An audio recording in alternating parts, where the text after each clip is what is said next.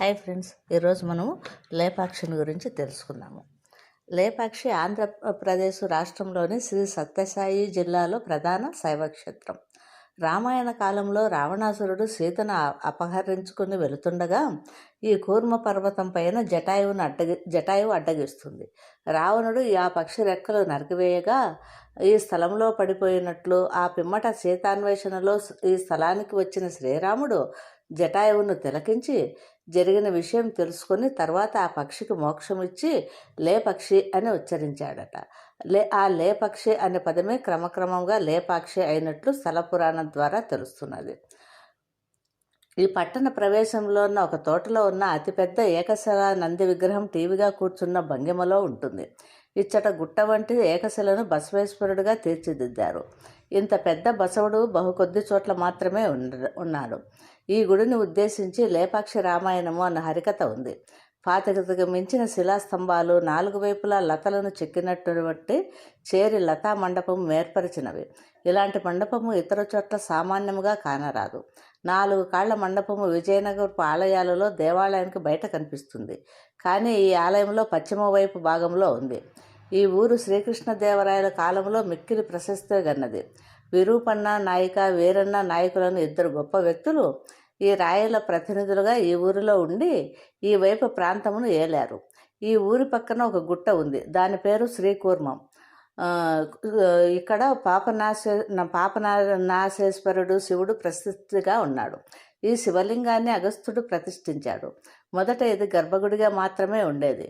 ఋషులు అరణ్యములలో తపమునకై వచ్చి ప్రశాంతముగా ఉండే దేవుడిని కొలిచేవారు. దండకారణ్యమునకు తాపోత్తములు శరణ్యముని కృష్ణదేవరాయల కాలమునకు ముందు పోతనామత్తుడు వర్ణించాడు. ఈ లేపాక్షి దండకారణ్యములోనిది. ఇచ్చట జటాయువు పడియుండనని శ్రీరాముడు అతనికి లేపక్షి అని సంబోధించారని, అందుచే దీని లేపాక్షి అనే పేరని కొందరంటారు.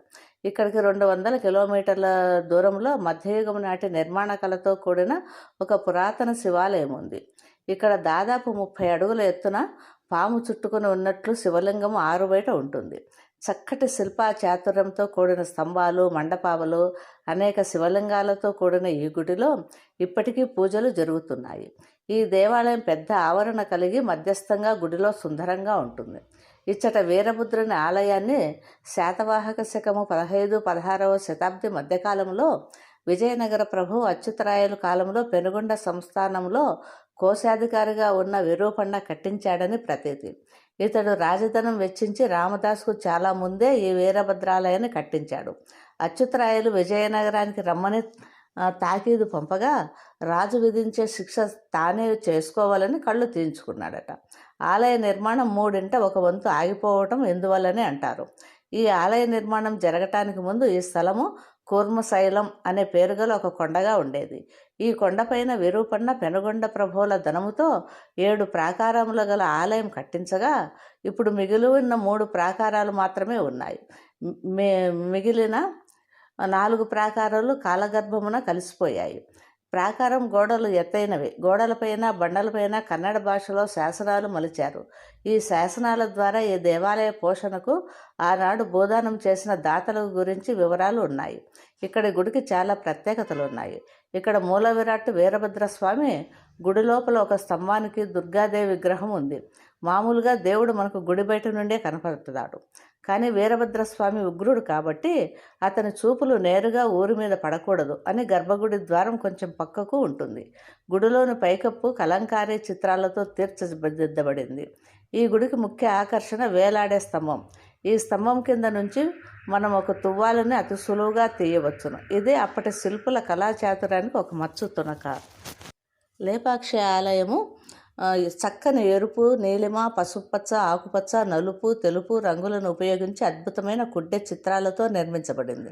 కృష్ణదేవరాయల కాలపు కుడ్డె చిత్రలేఖనం గొప్పదనము అంటే లేపాక్షి కుడ్డె చిత్రలేఖనం గొప్పతనం కూడా చూడవచ్చు. సమకాలికుడు పింగళి సూరన్న ప్రభావతి పద్యములను కొంత సూచించాడు.